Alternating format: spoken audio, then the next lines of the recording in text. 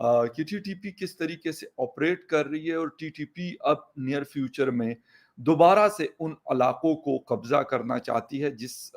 میں ان کا بہت بڑا ایک انفلوئنس کسی زمانے میں موجود تھا، اور ایسا بھی وقت تھا کہ وہاں پہ ان کا ہی آرڈر چلا کرتا تھا۔ ان ساری چیزوں کے پیچھے یہ بھی کہا جا رہا ہے کہ ان کی ٹریننگز افغانستان کے کس علاقے یعنی کنڑ میں ہوتی ہے، اور آپس میں کیا گٹھ جوڑ ہے، ایک دوسرے کو سپورٹ کیسے کرتے ہیں، اور پاکستان کے کیا کنسرنز رہے ہیں۔ پاکستان کے بہت سارے کنسرنز رہے ہیں، اور پاکستان کی جو فوج ہے یا پھر باقی ادارے ہیں، وہ کوشش کر رہے ہیں کہ کسی طریقے سے ان کو قابو میں لایا جائے، لیکن افسوس کہ قابو میں وہ آ نہیں رہے، بلکہ ان کی جو ایکٹیویٹیز ہیں اس میں دن بدن اضافہ ہوتا جا رہا ہے، اور وہ بڑھ رہے ہیں۔ یونائٹڈ نیشن نے اس حوالے سے کیا چیزیں کہی ہیں، وہ میرے خیال میں پاکستان کے لیے کچھ زیادہ اچھی نہیں ہے، اور پاکستان پہلے ہی اس مسئلے سے کافی پریشانی کا شکار ہے، اور ابھی اس طرح کی رپورٹ کی القاعدہ پاکستان کے اندر بڑھتے ہوئے حملوں میں کل عدم ٹی ٹی پی کی رہنمائی کر رہی ہے۔ یہ اس طرح کی جو ایکٹیویٹیز ہوتی ہیں اس کو مانیٹر کرنے والی ایک جو ادارہ ہے، کمیٹی ہے، انہوں نے یہ رپورٹ 25 جولائی کو جاری کی ہے، جس میں ٹی ٹی پی کے حوالے سے اور القاعدہ کے حوالے سے کہا گیا کہ دونوں میں ایک باقاعدہ وینچر موجود ہے، جوائنٹ وینچر موجود ہے، اور یہ لوگ ایشیا کے اندر جو جنوبی ایشیا یا ساؤتھ ایشیا جس کو ہم کہتے ہیں، وہاں پر یہ اپنا اثر مضبوط کرنا چاہتے ہیں۔ اس کے لیے یہ لوگ لگے ہوئے ہیں، یہ کوششیں کر رہے ہیں کہ کسی طریقے سے اپنے اثر کو مضبوط کیا جائے۔ اس کے حوالے سے یہ خبر بھی ہے کہ ان کے جو ٹریننگز کا سلسلہ ہے وہ افغان جو پروونس ہے کنڑ، وہاں سے ہے، وہاں پہ ان کو ٹریننگ دی جاتی ہے، اور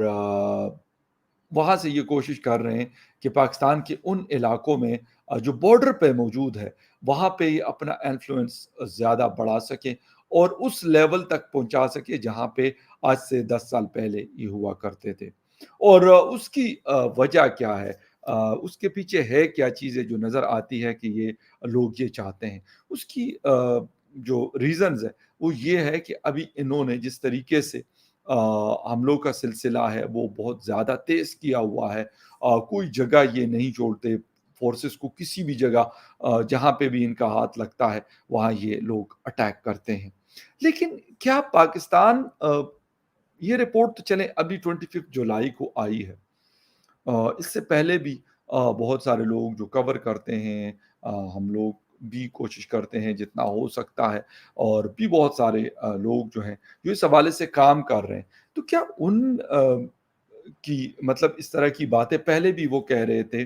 جب ہم یہ بات لاسٹ ایئر کر رہے تھے، یا پھر جس وقت افغان طالبان نے ٹیک اوور کیا تھا اس وقت کر رہے تھے، عمران خان صاحب اس وقت پرائم منسٹر تھے، تو کہا جا رہا تھا کہ یار ان کو تکلیف یہ ہو رہی ہے کیونکہ ان کا فیورٹ انڈیا وہاں سے نکلا ہے، ان کا امریکہ فیورٹ وہاں سے نکلا ہے، تو اس لیے ان کو تکلیف ہو رہی ہے کہ بھائی اس طرح کی چیزیں اب یہ اس لیے اس طرح کی باتیں کر رہے ہیں۔ خیر وہ بات گئی، اور کہتے ہیں نا رات گئی اور بات گئی والی بات ہے۔ 2021 بھی گزر گیا اور 2022 بھی گزر گیا، اور 2023 جب آیا تو پھر ان لوگوں نے ہمیں بتا دیا، مطلب میرے سے بتانے کا مطلب یہ ہے کہ انہوں نے ہمارے کنٹری کو یا اسٹیٹ کو چیلنج کر کے بتا دیا کہ ابھی ہم آپ کی خبر لیتے ہیں، اور انہوں نے وہ بڑے بڑے حملے انہوں نے پلان کیے اور وہ کیے، اور اس میں یہ کامیاب بھی ہوئے۔ میں یہ کہوں گا بدقسمتی ہے کہ یہ اگر ناکام ہوتے تو چلے میں کہتا کہ ہاں یار ان کے ہو سکتا ہے کچھ حملے ان کے ناکام بھی ہوئے ہوں گے، لیکن موسٹ آف دا ٹائم یہ بہت سکسیسفل رہے ہوں۔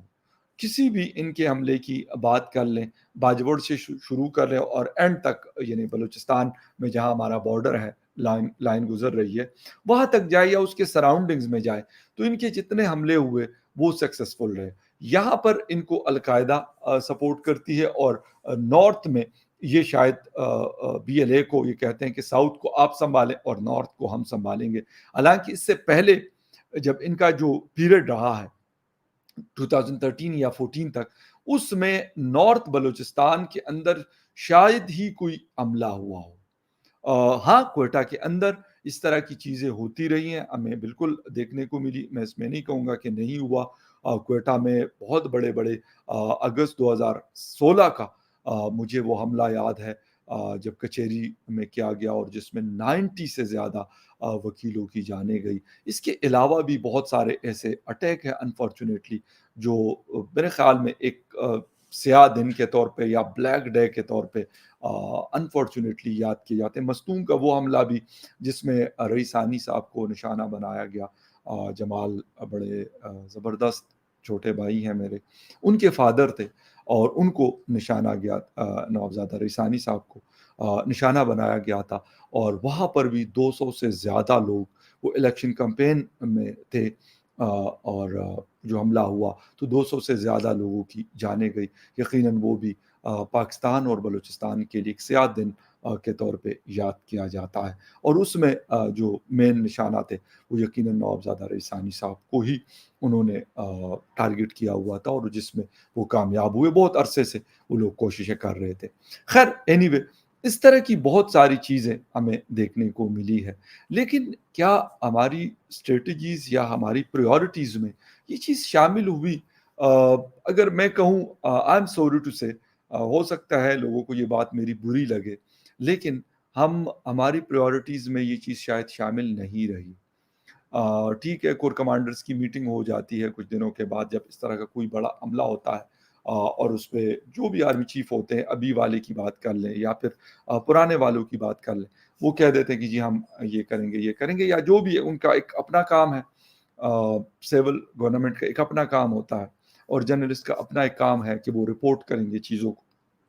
تو ہوا یہ کہ انہوں نے کہا کہ جی افغانستان کو فورس کیا جائے کہ ان چیزوں کو بند کریں، لیکن کچھ خبریں یہ آئی، اور میں نے شاید آپ کو بتایا بھی تھا، اسی رپورٹ کے اندر بھی اس کو شامل کیا گیا کہ جون میں وہاں سے ان کے کچھ لوگوں کو دور پار علاقوں میں بھیجا گیا تھا، لیکن وہ سارے نہیں تھے، وہ کچھ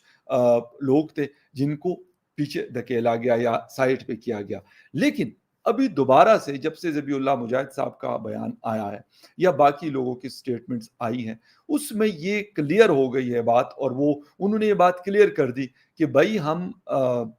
ایسا کچھ نہیں کر رہے ہیں، کہ جو لوگ یہ سمجھتے ہیں کہ ہم ان کو بارڈر سے ہٹا رہے ہیں یا اس طرح کر رہے ہیں، وہ کہہ رہے اگر آپ کے پاس ثبوت ہے آپ ہم سے شیئر کر لیں، اس طرح کی کوئی چیز نہیں ہے، نہ ہم ان کو سپورٹ کرتے۔ ٹی ٹی پی آپ کا انٹرنل میٹر ہے، انٹرنل ایک مدعا ہے، انٹرنل ایک ایشو ہے، آپ جانیں اور آپ کا کام جانیں اور اس کو اوور کم کرنا جانیں۔ تو اس کے بعد ایسا مجھے لگا کہ جون کے بعد سے، یعنی ابھی یہ جولائی کا مہینہ چل رہا ہے، ان کی جو کارروائیاں ہیں ٹی ٹی پی کی، اس میں مزید تیزی دیکھنے کو ہمیں ملی ہے۔ تو اس سے یہ ثابت ہو رہا ہے کہ جو کچھ دنوں کے لیے تھوڑی سی خاموشی، تو اگر آپ کو یاد ہو تو جون کے شروع میں شاید میری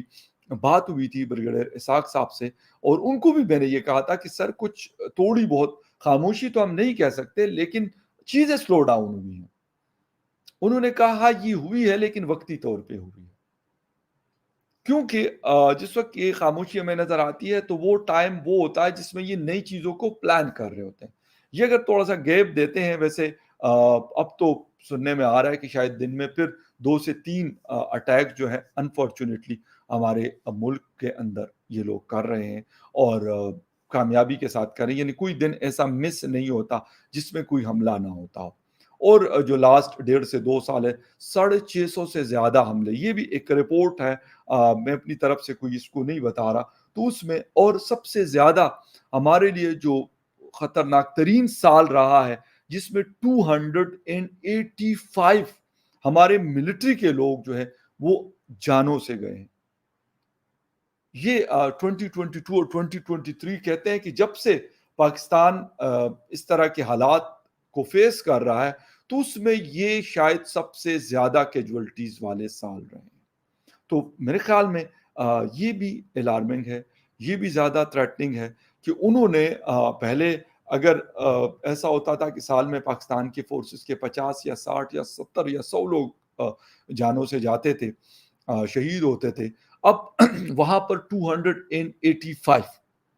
یہ وہ نمبر ہے جو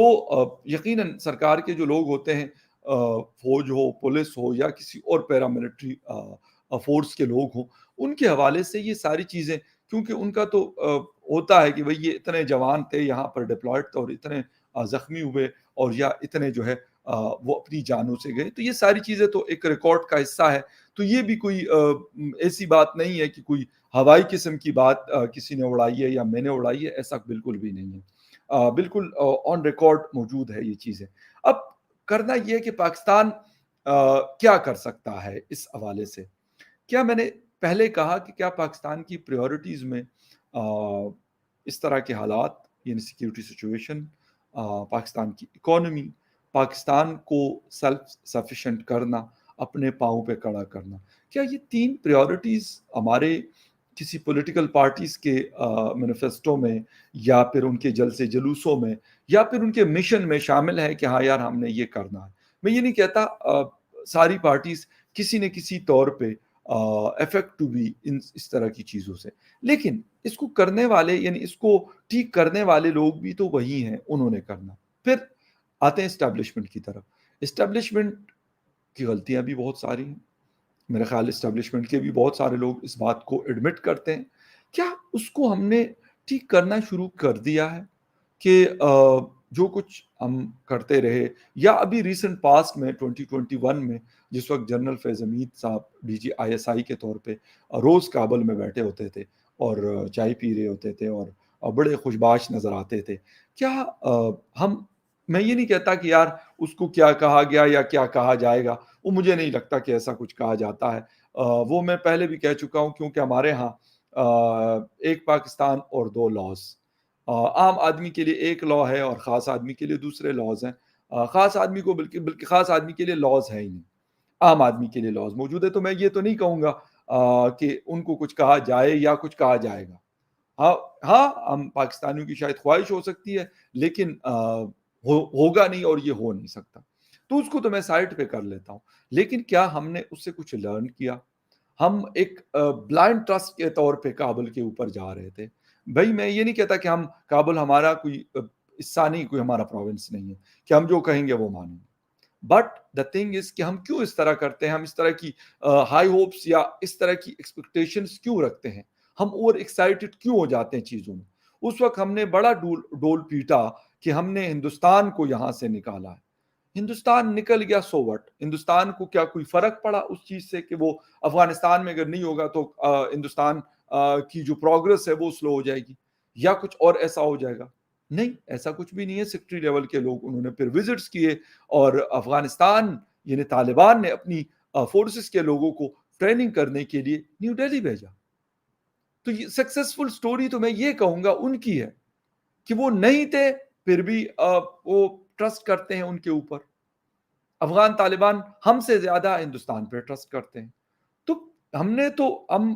کسی اور دنیا میں رہ رہے تھے، ہم نے بڑا کچھ کرنے کی کوشش کی کہ ہم یہ کر لیں گے وہ کر لیں گے، لیکن جو نہیں ہوا۔ اور میں یہ کہتا ہوں کہ ہم کیوں اس طرح سوچتے ہیں کہ جو میں سوچتا ہوں وہی دوسرا بھی سوچ رہا ہوگا، جو میرے مائنڈ میں ہے وہ دوسرے کے مائنڈ میں ہوگا، جو میں کرنا چاہتا ہوں وہ دوسرا بھی کرے گا؟ ایسا کیوں ہوگا؟ ان غلط فہمیوں سے کیا ہم کبھی نکلے ہیں یا کبھی نکلیں گے؟ یہ وہ چیزیں ہیں جس کی وجہ سے یہ ایک رپورٹ نہیں آئی، آج رپورٹ آئی ہے، اس سے پہلے بھی بہت ساری رپورٹس آئی ہیں اور آئندہ بھی یہ رپورٹس آئیں گی۔ ہاں، اب میرے قوم کے جو جوان ہیں وہ افیکٹ ہو رہے ہیں، بہت سارے گھروں میں جو اپنی فیملیز کو سپورٹ کرنے کے لیے جوان لوگ، ان کی جانیں، ان کی مائیں، ان کی فیملیز ہیں، ان کی بہنیں، ان کی بیویاں، وہ کس کرب سے گزرتی ہوں گی، یہ میرے خیال میں وہ بتا سکتے ہیں۔ یہ آسان کام نہیں ہے۔ ہم چلے بات کرتے ہیں یا پھر اس طرح کے کیسز کو دیکھتے ہیں، لیکن بہت تکلیف دہ ہے۔ اور اب یقین کریں کہ وہ لوگ بھی اس چیز سے بہت تنگ آ چکے ہیں، کیونکہ یہ روز کا معاملہ بن چکا ہے انفارچونیٹلی۔ چلو ایک دفعہ ہو، دو دفعہ ہو، تین دفعہ ہو، بندہ کہہ دیتے چلو یار ٹھیک ہے، اس طرح کی چیزیں ہو سکتی ہیں، آپ فورسز کے آدمی ہیں، لیکن جب روز کا معمول یہ بن جاتا ہے